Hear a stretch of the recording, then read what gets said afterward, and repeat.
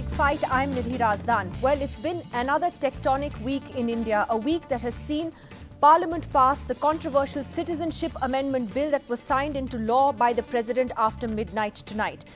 That bill essentially allows non-Muslim refugees from Afghanistan, Pakistan and Bangladesh to acquire citizenship in India, the emphasis being though on non-Muslim. And it's opened up two separate fronts here in India. One in the northeast, in Assam in particular, and in some other states in the northeast as well, where there are concerns about outsiders as they see them taking over their traditions, their culture, their livelihood, their language. And that concern about outsiders has sparked off violent protests, in fact, particularly in Assam. So that's one part of the agitation.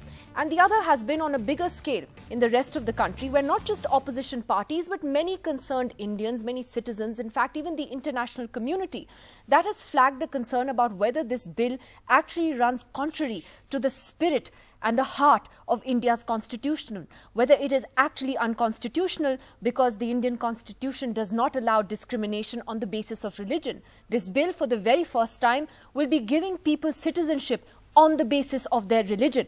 The BJP and the government have argued that it is only doing this to protect persecuted minorities from these three countries because there's a history to this. They have justified it in the name of partition, which they have pointed out was done on religious lines. It was certainly done on religious lines, but it was Pakistan, remember, that became an Islamic state, and India that decided not to become a Hindu Rashtra, at least not yet. So there are fundamental questions that the passage of the Citizenship Amendment Bill raises. It has, as I said, also attracted a lot of international criticism and attention from the United States, from the UN, concern from the European Union. The bigger question for all of us, though, is all of this going to fundamentally change India and fundamentally change who we are? I'd like to first go across to our terrific panel tonight, and first to Pradyut Deb Burman, the former PCC president from Tripura, also of the erstwhile royal family of Tripura.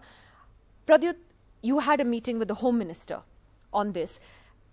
What did you come away thinking, firstly, on his assurances? Why is it that people are finding it so difficult in so many parts of the Northeast to come to terms with this bill and the assurances that the government is trying to give? See, I think, Nidhi, first we have to give a context to why we are opposing this entire CAB. There's a general misconception in the country that we are opposing the Hindus. I am a Hindu myself, ethnic in my beliefs.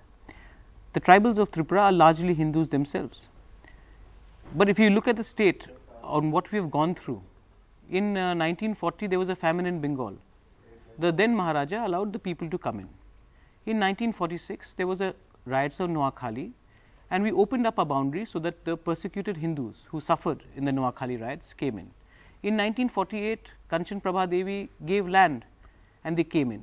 In 56 this happened, in 65 it's happened, in 71 it's happened, and today the persecuted minorities, which are Hindus, today outnumber us 3:1.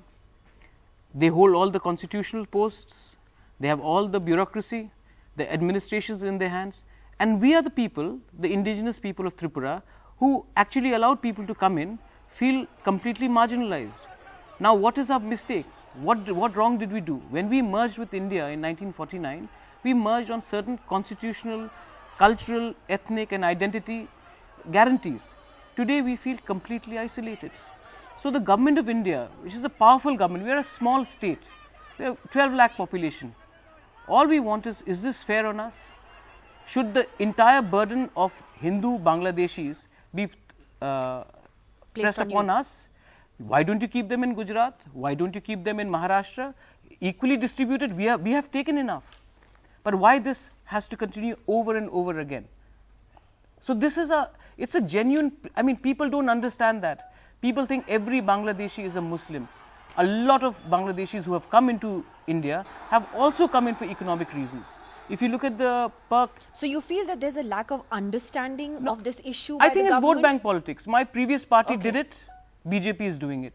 Nobody cares for the indigenous people of the Northeast because all the national parties are playing politics of vote bank, and unfortunately regional parties have become mouthpieces for national parties, a surrogate for the national parties. That's a thought to hold on to. We'll talk about the national response to this and the opposition's response to this and the regional parties as well. Senior journalist Pragya Tiwari standing right next to you. Pragya, on the bigger question of whether we are on the road to a fundamental change, not just constitutionally, but as a country, as a nation, what has this entire controversy taught you this past week? Nidhi, you're going to have to bear with me as I systematically think this through aloud. Okay, what is the intent of this bill?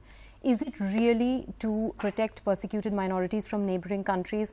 Doesn't make sense, because a lot of minorities such as atheists, such as Ahmadiyas, and don't say they are not minorities because Pakistan makes you sign to the effect that we recognize them as heretics, okay? And lots of neighboring countries are excluded. Is it to protect minorities from countries who were formed on the basis of religion? Well, Bangladesh was technically formed on the basis of language. Also, Sri Lanka has a state religion, which is Buddhism. Is this to protect, is this to undo the wrong of partition? In which case, why not de facto everybody who has been historically persecuted on the basis of that? That should include Ahmadiyas, Muhajirs, Jews, everybody. Also, why Afghanistan? Is this only to protect Hindus from neighboring countries? Firstly, why? Because we are not a Hindu Rashtra. But even if we say yes, how? Because A, 2014 is the cutoff. B, the IB itself has testified saying that it's going to be an onerous criterion for a lot of Hindus to prove that they are really persecuted and gain citizenship through this means. And finally, why leave out Tamil Hindus? Why leave out Hindu Rohingyas? Is it to protect Hindus who have not been, who are not on the NRC? Again, why just Hindus? Because, well, we are not a Hindu Rashtra, but even if we say fine, we let that be. Again, it seems Kafkaesque to me, because how will people who are pleading that they are citizens of this country now turn around and plead that they've come from outside because they were being persecuted? And what about Hindu Assamese, Hindu tribals, etc.? Because not all people can claim that they were from Bangladesh originally, right? So and is it to give India a comprehensive refugee policy which is long overdue? Clearly not, because this is not broad enough in its ambit. Now, I've been through all of this. So what is really the intent of the bill? Let's ask ourselves.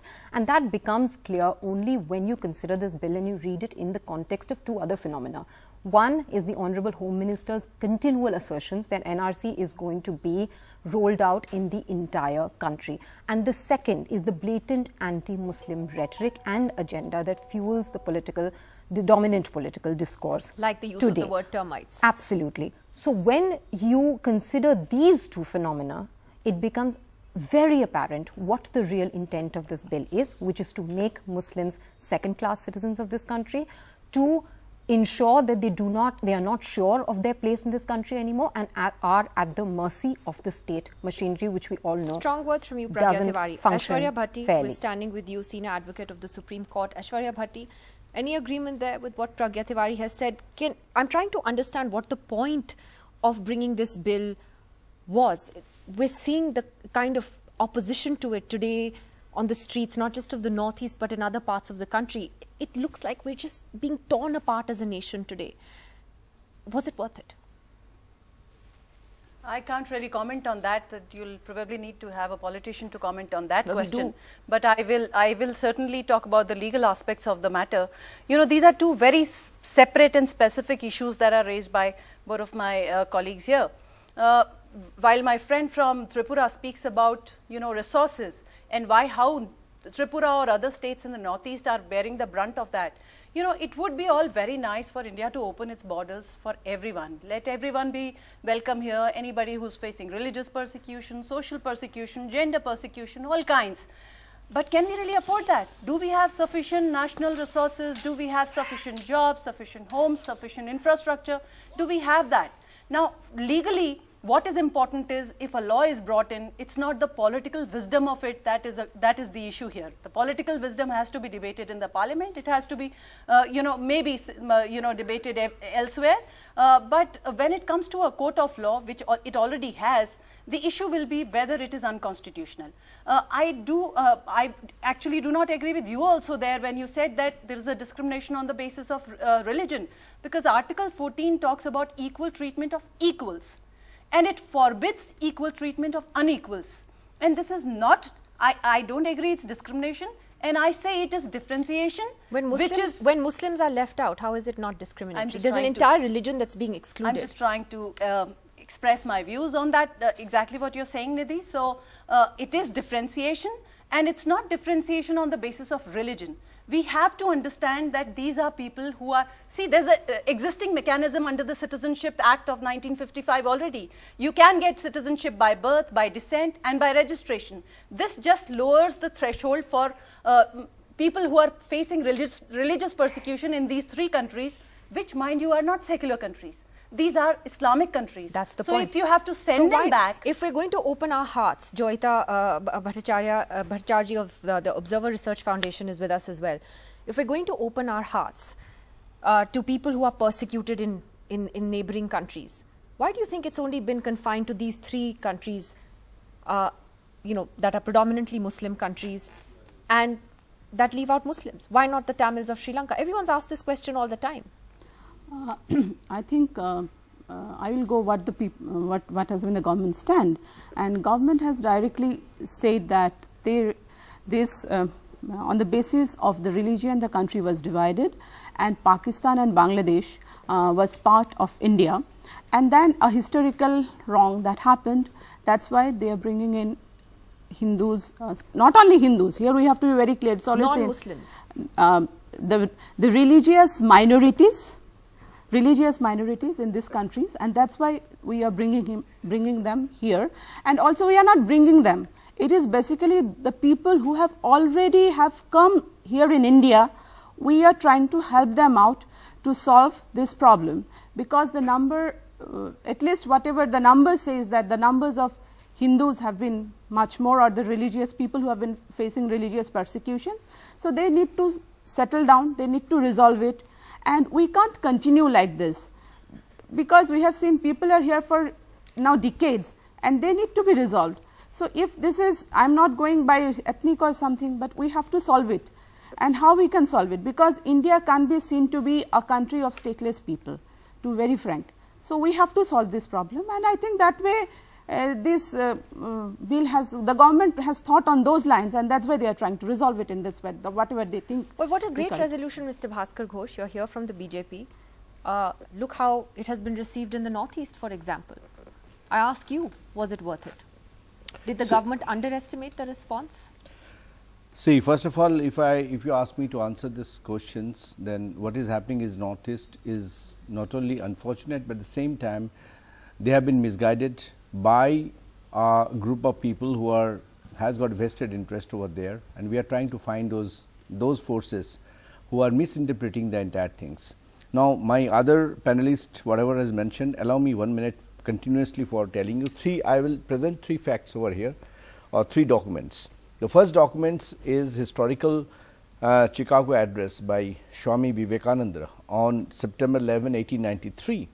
He mentioned, I am proud to belong to a nation which has sheltered the persecuted and refugees of all religions and all nations of the earth. It is a long notes, and I am proud to tell you that we have gathered in our bosom the purest remnant of Israelites who came from southern India. So it is not the fact this country is not accommodated the religious persecuted people or else, but it is immediately followed by one more document I will present, that is an agreement between Government of India and Pakistan regarding the security and rights of minorities, Nehru Liaquat Agreements, 1950, 8th April.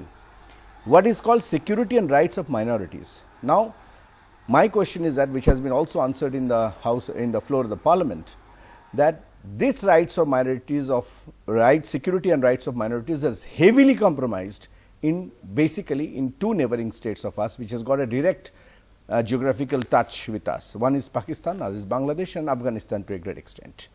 And this bill. What does Afghanistan have to do with our partition, by the way? 1926. They got because Afghanistan was also part of India, and it has been. I mean, how far back do you want to they go? got the freedom. But Afghanistan also has the same thing. As we have got a geographical connection with Afghanistan. 106 kilometers Nepal, to be okay. Janakpur. Now, this Citizenship Amendment Bill. That's why I'm asking how far back do you want to go. Now, the Citizenship Amendment Bill is a bill amending the Citizenship Act 1955, right? So it is the 10th amendment. Already we have done 9 amendments is already done. This 10th amendment is going on. And here we have a certain objective that these religiously persecuted Hindus and all 6 other minorities, once again minorities, they are the minorities in India, they are also minorities in Pakistan, Bangladesh. these minorities. What about Muslim minorities in Pakistan who are I'm persecuted? coming to the point. I will not leave any point any stone unturned. So these minorities today, it was 22%. It has come down to 2 to 3%. In Bangladesh, it was also heavily come down to almost 3 to 4% level. So it is very clear fact that they have been religiously persecuted here. Now the question of Muslims. Now it has been also answered in the floor of the parliament. Muslim cannot be persecuted from a Muslim Islamic country. But they are. No, Who they are said they defeated cannot Muslims. be? One thing, there is a difference between religious persecution and defeated Muslims. They are the defeated because they are the zard between the internal, they have the what I called You're splitting sectarial. hairs. They have a sectarian zards, and because of that they were But isn't that persecuted. But splitting not a hairs? single Muslim has come to the country after begin persecution. At least on record, it is not that. Now my question is to the. But wait. That's just an opening comment. I have Mr. Pavan Verma standing next to you. He's a senior leader of the JDU, and you broke ranks with your party this week, Mr. Verma, to openly oppose the Citizenship Amendment Bill, even though Nitish Kumar, your leader, decided to support it. Obviously, it bothered you a lot that the JDU was supporting this. You've heard these arguments today from Mr. Ghosh from the BJP who stands with you. Why do you think that this bill is contrary to everything that actually India stands for? Well, you know, Nidhi, this must rank as one of the most unnecessary legislations brought in, only to fulfill the narrow-minded manifesto of the BJP. An entire nation is being held to ransom. People are cannon fodder. The northeast is in flames. And on another issue, Kashmir is alienated, sensitive states in the border region of our country.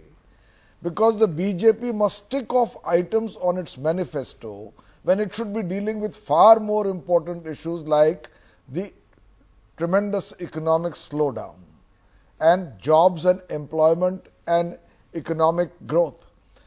My point to you is that the basic agenda of this bill is not its ostensible purposes. Because if you wanted to give refuge to those who have been persecuted on grounds of religion, every country has laws with regard to citizenship, and you can say that we will on a case-by-case basis give citizens who can prove that they have been persecuted on religious grounds in neighboring nations.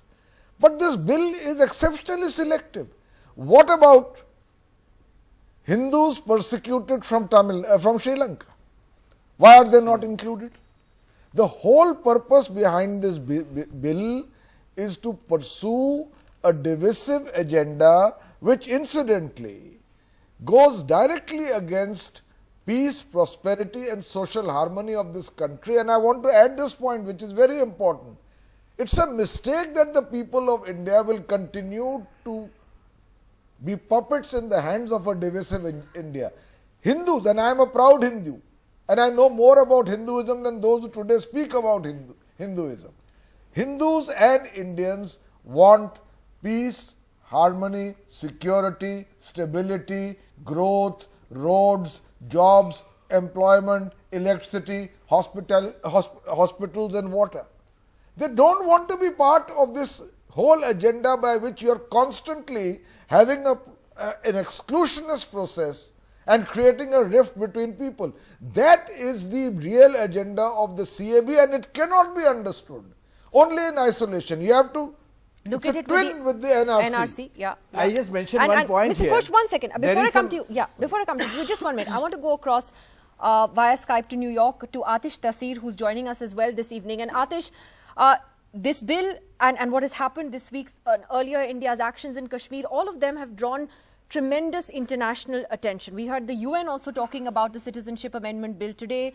And how has the sort of perception of India changed the way you have seen it in the last few months? How has it changed in the West? I mean, people are horrified. I've been working pretty hard to try to bring attention to what's happening in India. And for a long time, no one was speaking about India. And now everyone is speaking about it. But in this 1 month, the image of India has been completely tarnished abroad because everyone can see that this bill is an abomination. People who never speak about India are outraged about what is happening. And so you've seen that narrative change. A lot of people in the BJP, though, however, will at least publicly tell you they don't care. Atish, they will at least publicly say that we don't care what the international narrative is. I don't agree that they don't care, but what do you think? They care tremendously. They care tremendously. Why are they on the phone to my editors at Time magazine? Why is Hiren Joshi wandering newspaper office with a list of people who he thinks are acceptable writers to write about India? Why have they all hired Cornerstone if they don't care? They care tremendously. And they have to recognize that this man, everything he's done in India has turned to ash.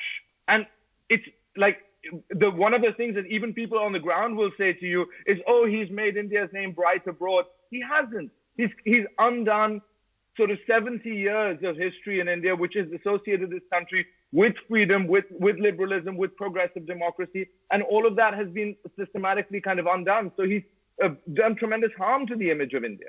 But Atish, let me ask you, just to be the devil's advocate here, why would Mr. Modi or Mr. Amit Shah do something that would be as divisive as this, which is actually literally seeing parts of the country go up in flames with the kind of protests, for instance, we've seen in Assam? It doesn't suit them either to have, to have that image of India play out. You had the Japanese Prime Minister cancel a summit-level meeting with Mr. Modi that was scheduled for this weekend. That's unheard of. So that doesn't suit India's image either. Then why do it, with this kind of potential of instability? So two things. One, they think they're too clever by half. They think that their ridiculous excuses or their justifications will actually pass muster abroad. They won't. Everyone can recognize, just as they recognize what was done towards me was malicious, they can see what the true intention of a bill like this is. But the BJP, because they're provincials, they think they can fool people abroad. Secondly, this is too important to them. Their desire to demean Muslims, to make them second-class citizens, this is so integral to the cult of Hindutva that they can't really do without it. So they have to find a way to bring it in through the back door, and I think that's what we're seeing play out. And finally then, do you believe that India is fundamentally changing? Are we a different country? Clearly we are for you personally, but do you see that that's what it is, that we're changing today? I mean, Nidhi, this is a government that has gone out of its way to earn the distrust of Muslims. And now whatever we say about this, they have passed a blueprint to render Muslims stateless and potentially to do even worse. This is a government whose roots are in the 1930s in Europe, and we cannot look away from the fact that this is straight out of the playbook of the Nazis. So, I mean, I don't know why anyone would ask us to trust them. Well, strong words from you there, Atish Taseer. Mr. Bhaskar Ghosh of the BJP. You have an ally, by the way, standing next to you who is deeply distressed. I'll give my individual, individual line on this particular issues. First of all, there is 3 technical things I want to mention. Number one, in Citizenship Law, Citizenship Act 1955 did not consider the religious affiliation to be a criterion of the eligibility, fundamentally. Number 2 is that this is not for any Hindu-Muslim issues. We have not mentioned any Muslim who was staying in India since 1947. We are not touching them. We are not mentioning them in this particular bill. What we are mentioning, and there is also exemption. There is exemption for inland permit of 3 states, now going to be also for Manipur. Scheduled 6 tribals in Assam, Garo Hills and Chakma. Now the question, since you revoked Article 370 to integrate Jammu and Kashmir with the rest of India, and it's supposed to be one India, why are there exemptions for anybody? I'm coming to the point. Article 370, please answer that Article question. 370 made... Why are you making exceptions in the Northeast? Article 370 was abrogated because there was a different constitution in Jammu Kashmir. There was a different flag in Jammu Kashmir. There was a different, so they were functioning in India within India. I'm sorry, now the logic for 370 was that it is one nation, national laws should apply everywhere. So why are there exceptions to the Northeast? No, Northeast we are just allowed the inland permits. There is no exemption on this. That was prevailing already, that was prevailed. But Article 370 was unconstitutionally, it was unconstitutionally inducted over there, and it has to be abrogated much before. But inland permit was not that case. One inland second, permit was already been there. Pradyut wants to come in on the inland permit issue. I'm from northeast, I'm a tribal, I stay in the 6 scheduled areas. Please let me tell you one thing.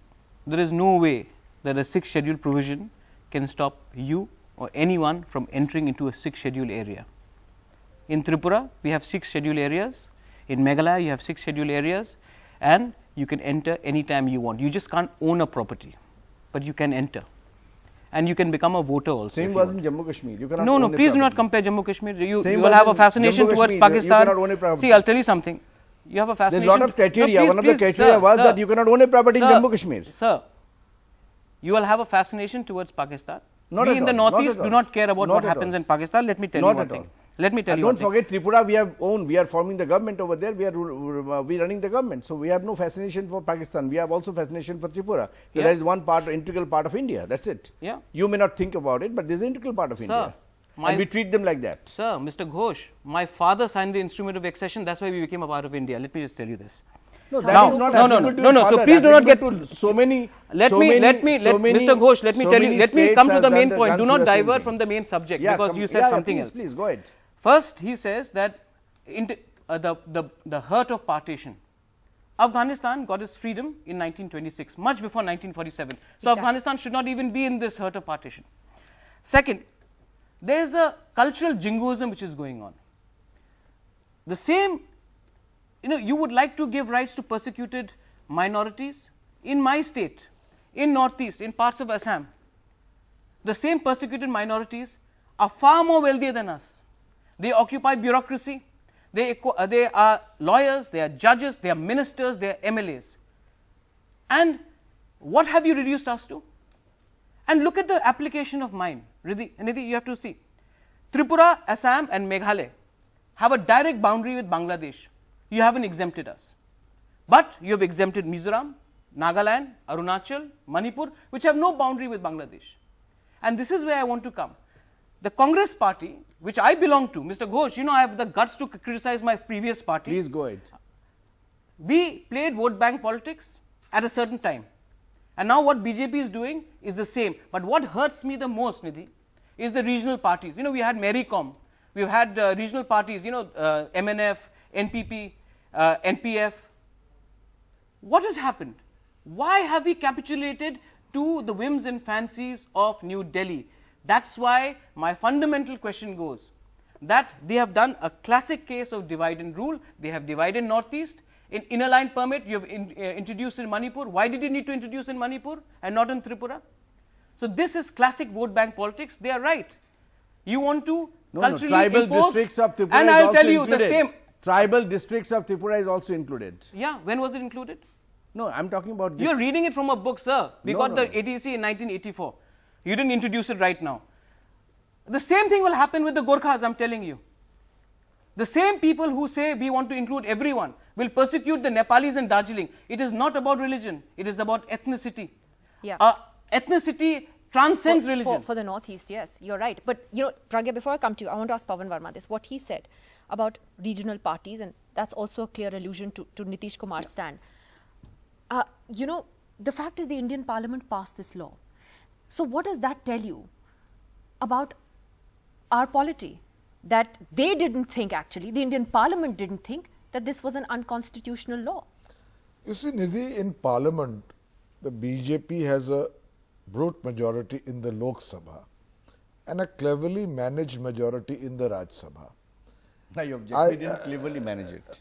Why it's a compliment? Not cleverly management is not a compliment. Astute management. We have won the support of your party also. Let me say astute, maybe that will please him. The point I am trying to make is that if a bill is passed in Parliament, it does not take away from the intention of those who moved the bill as part of their manifesto and imposed it on an entire nation. Forget for a moment the real agenda of the bill, which is to create a rift in the atmosphere of stability, peace and harmony in this country. I believe that this whole attempt to link what has happened to partition, this historic lurch back to partition, is an in an attempt to make India a mirror image of Pakistan. Pakistan created itself on the basis of a religious identity. We did not. The founding fathers of our constitution said clearly that India will be India only when it respects all faiths, and that people of all faiths have a right to be part of this country as citizens who are respected irrespective of their faith. That's why I believe, over and above all the other practical incompetences that are grafted into this bill, its exclusionary approach, it is also constitutionally unviable, and I hope the Supreme Court will pronounce on that. Article 14 of the Constitution is categorical that you will not discriminate as far as citizenship is concerned on the basis of caste, creed or religion. This bill, and I am saying again, this bill must be seen, CAB must be seen with NRC. They have not thought it out at all. What about the people who are declared illegal under the NRC? So some will be exonerated under the CAB, and for others we will build illegal detention camps within India and spend thousands upon thousands of crores housing illegal detainees in camps within India, because which country is willing to accept them? Nobody. The degree Exactly. of instability that they are I want to ask Aishwarya Why you are Bhatti as a apprehending they lawyer. will be put to detention camp? Did Because the you are bill already mention? building them. No, but did the bill mention that, okay, well, we will put doesn't the have to, detention because you camp? have to see it in the context of the The NRC. bill does not have to mention it, but you are aware of the fact. What are you doing with this country? This is not what Hindus want. That's what I'm Let asking me you. tell you this. What 70 However years, what you much have done the with this Hindu country? agenda, Asking the however illegal much immigrants to come over they here. may You should assume- differentiate between the This is immigrants not the Hindu and agenda. immigrants and You see, illegal immigrants Aishwarya, and I think the point is Sharnarthi. to look at this, as Pragya mentioned right in the beginning, it's not an isolated exercise of the citizenship bill.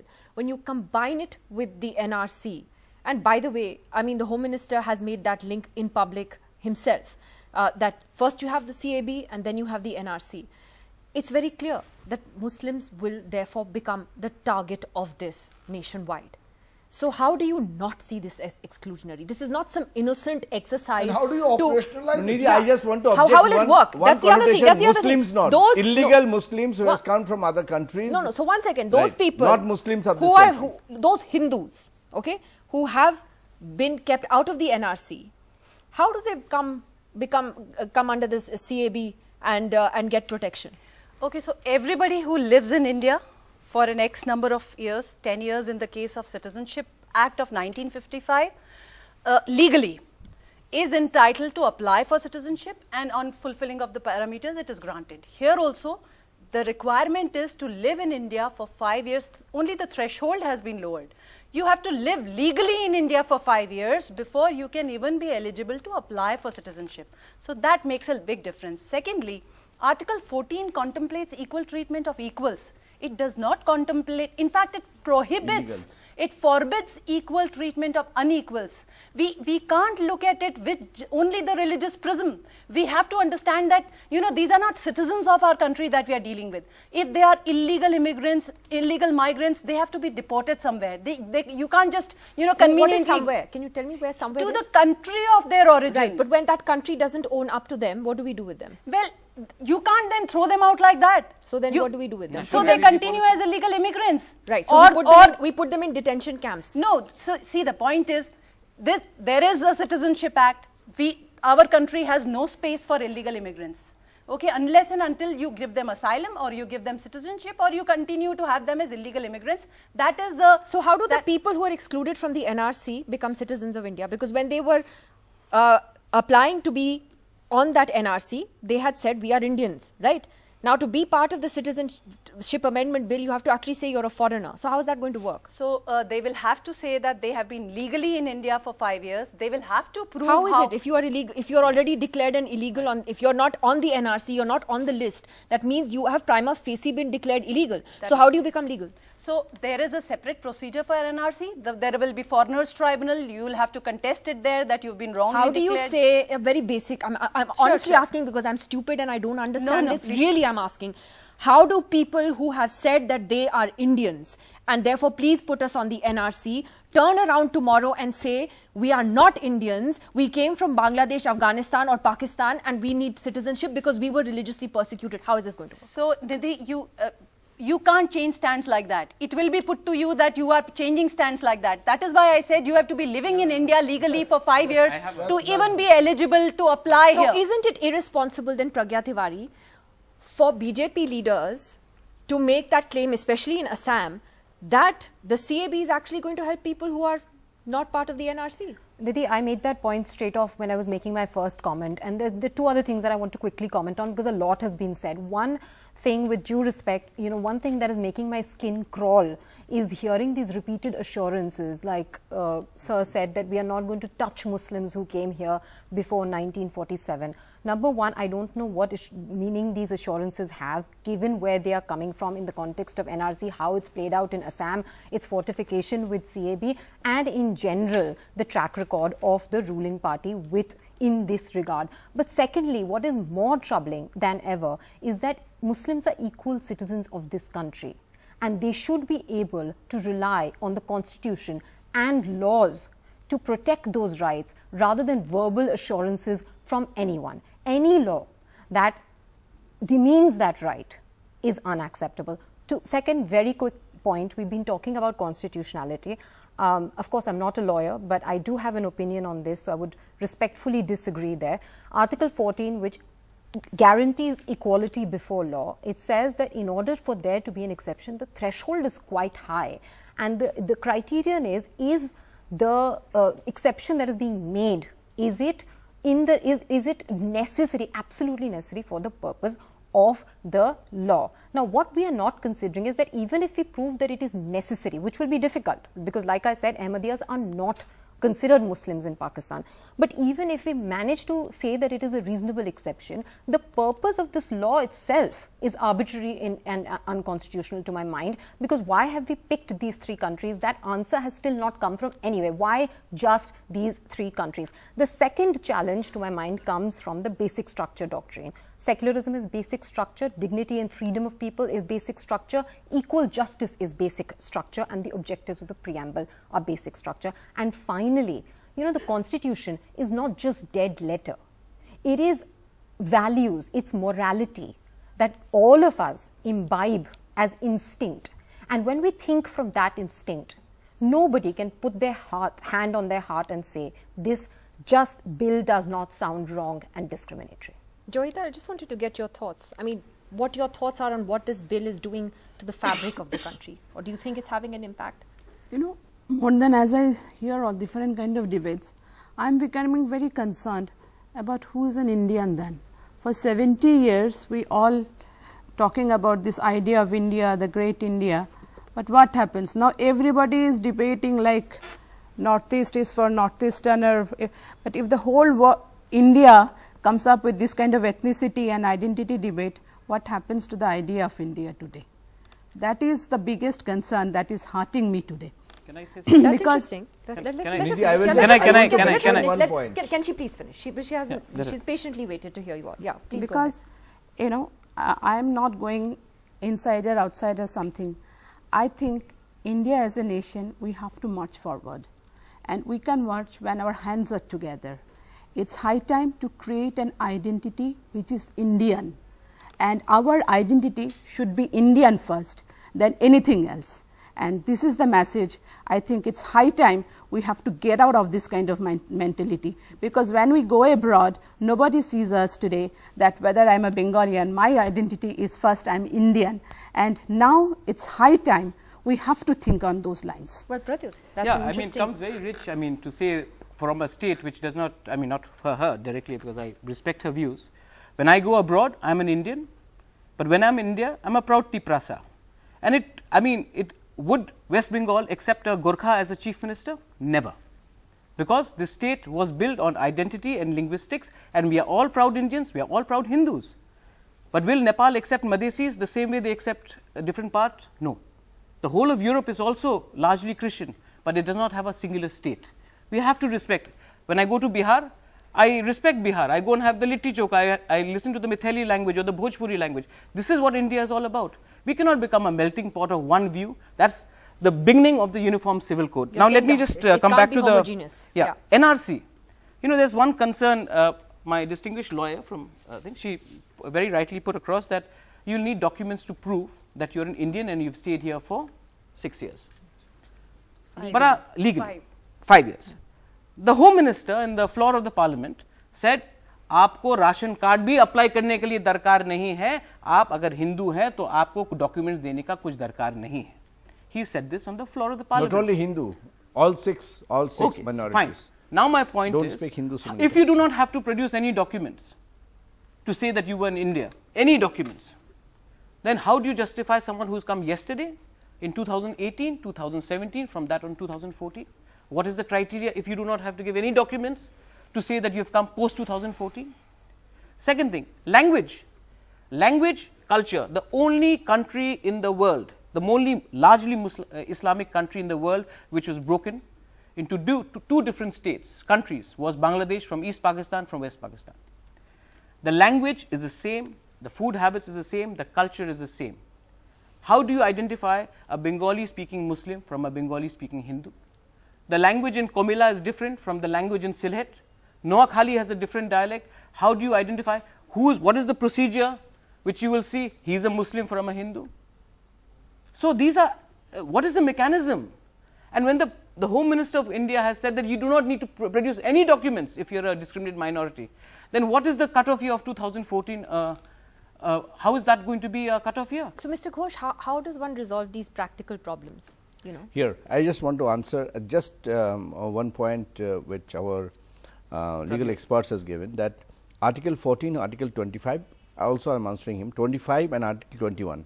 Harish Salve is one of the very noted, he is a lawyer, he is a noted advocate, he has quote unquote, Harish Salve, the former Solicitor General of India, said the bill does not violate Article 14, 15 or 21 of the Constitution.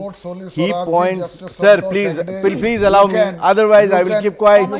Now question, why? You should listen to the point, otherwise you are very scared what I am going to say. He is point out the Article 15 and 21 apply only to the entities which reside in India, not to those who want to enter India.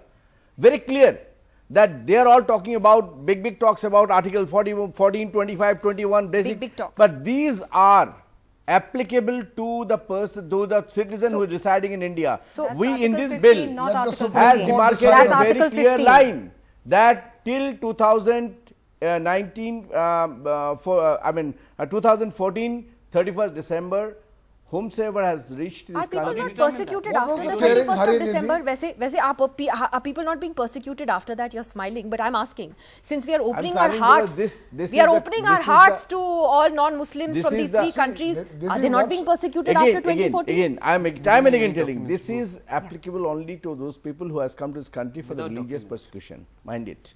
There is no other naturalization and only from these countries, 3 countries No, not. but I'm saying, why is this a cut-off date? I mean, is this persecution still not happening? No, in 1950 also there was a cut-off date. There is 9 amendment. There is a cut-off date. We have put a cut-off date of 2014, 31st December. That's it. That's it. We have to. That means it's arbitrary. It's not thought out. How do you operationalize this bill? 16 states in the country. I'm coming to the operational part of it. Are not non-BJP states. This Have is you given a thought this about is to not a operationalize BJP or it? non-BJP No, states. it is because this is a parliament. This is not a BJP's parliament or Congress parliament. Now just this is a let me parliament. ask you. Okay. Fortunately, as yet, and the people of India will prevent it, the BJP's party manifesto is not part of the basic structure of the constitution. Not yet.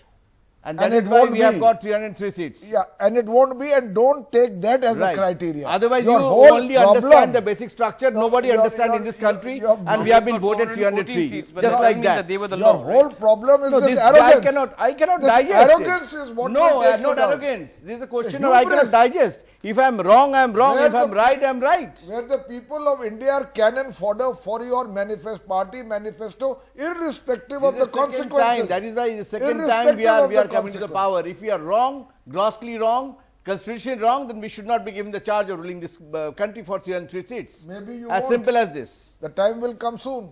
When the time will come, we'll debate on that. Mr. Ghosh, just a quick question. That when these momentous changes are made in our laws and so on, like with Kashmir too, why is the BJP so reluctant to consult all political parties, have an all-party meeting, and sit together and say, okay, like for instance on this NRC exercise or citizenship, have a meeting with all the chief ministers, have the Prime Minister chair that meeting. In Jammu and Kashmir, I mean, the local political parties, the national parties weren't even consulted. The bill was brought in the morning and rammed through Parliament. Nidhi, I'm answering point by point. Yeah.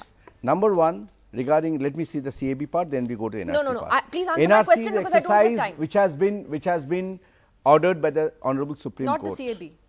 Honorable Supreme Court order for the NRC. Citizenship. I am talking CAB. About NRC. Yes. For the now NRC was exercise which has been executed by Government of India under the court order, Honorable Supreme Court. But your own people are trashing it in Assam and saying the whole exercise no, first we have done it for Assam and we intend to do it. Why do they want to do it again? For the country because there is a reason. If that is it, you have to respect the Supreme Court mandate. Will stop them from wreaking havoc. And today Supreme Court may bar us. Okay, doesn't matter. But we have shown our political will to do it throughout the country. So is that the only thing that matters? Regarding CAB. Is the political will the only thing that matters, and at what cost? What cost to India? Unthought out. I'm asking you simple. I'm honestly asking you as an Indian citizen today, at what cost to this country? No, what will the cost to the country? Because it has to There's be no done. Cost, because we have to identify the illegal immigrants over here. Illegal people who are coming to this country for last 70 years. Identify them and then exonerate them under CAB. Here, where Mr. Amit Shah has told, quote unquote, 20% decline in religious minority population both in Pakistan and Bangladesh. So there is 20, and that clearly violates that Liaquat and Nehru Liaquat agreement, where there is a promise to protect the minorities. And now these two countries, instead of protection from 20%, it has come down to 1 or 2%. So where did Afghanistan come into the picture? No, Afghanistan. First of all, Afghanistan is related to our borders, and that is 106 kilometers. Yeah, we are connected through POK to Afghanistan. POK is our territory. So then it's not partition. POK is our territory. So then it's not about partition. That's neighboring, and then why not? Then Bhutan? All right. Why not No, that we have cleared in the Parliament that POK is our territory. My question, I am answering your questions, Nidhi. I am asking question that first of all, NRC has been done under the guidance, under the order of Supreme Court. We are not able to, we are not in position to comment on that until unless Supreme Court takes a stand on that. 1 second. NRC was never meant to be all India. When Assam Accord, why don't you question 1984 Assam Accord? When the Assam Accord was signed, the NRC to be implemented in Tripura and Manipur. Why was not that done? Please answer this question also. 1 second, Mr. Ghosh. Did the Supreme Court ask for the NRC to be nationwide? No. It was no, we are not doing nationwide NRC. We have only done Assam. We said we have political will. Our political will. Said there'll be a nationwide NRC. Two different things. Our political will. Now I am asking a question. Why the NRC was not done, implemented in Assam and in Tripura and Manipur, in spite of the fact 1984. Mr. Ghosh, since you are saying, firstly the two things. You have to answer this also. Please answer me that also. I am not answering anything. I am asking you. I am asking you, since you are a spokesperson of the ruling party. The NRC was meant to be an exercise for Assam that the Supreme Court ordered, absolutely right. Then A, why is it becoming a nationwide exercise? That's not been mandated by the Supreme Court. B, why has the BJP in Assam rejected the NRC the way it exists in Assam today? Yeah. You're all talking about having another NRC in Assam because you don't like the fact that many of those in the current who are currently excluded are Hindus and not Muslims. Nidhi, in NRC, a lot of Hindus are also. Mr. Ghosh, yeah, that's why you wanted change. Ghosh, last quick comments for everyone. Yeah. The NRC case for Tripura has been filed by me, sir, over 1.5 years ago. And when I filed that NRC case, I said anyone who's illegal in my state of Tripura, irrespective of religion, language, caste or creed, should be kept outside, and India should have a national refugee policy. Right to vote is not your fundamental right, right to property is not your fundamental right, but we should have a national refugee policy. Look at the way we have kept Dalai Lama. Yeah. But you cannot become my minister, my MLA, my advocate general, you cannot become my chief secretary or bureaucrat, and then what happens to the indigenous people of the Northeast? And these are persecuted people who have come and started ruling not over me only in Assam, in Meghalaya, in Arunachal, in Manipur. So please, we are Indians. We heard from the lady there saying we are all Indians. So first love us and then think about the neighbor. Or would you like to love your neighbor more than your own children? All right, I wish I had more time on this. I'm completely out of time. I think these are conversations, though, that we will have to continue to have, because it's not going to end with one news cycle. This has repercussions for all of us for a very long time to come. So thank you to all of you for coming in and giving your perspectives tonight. We'll see you again next week. Goodbye. Just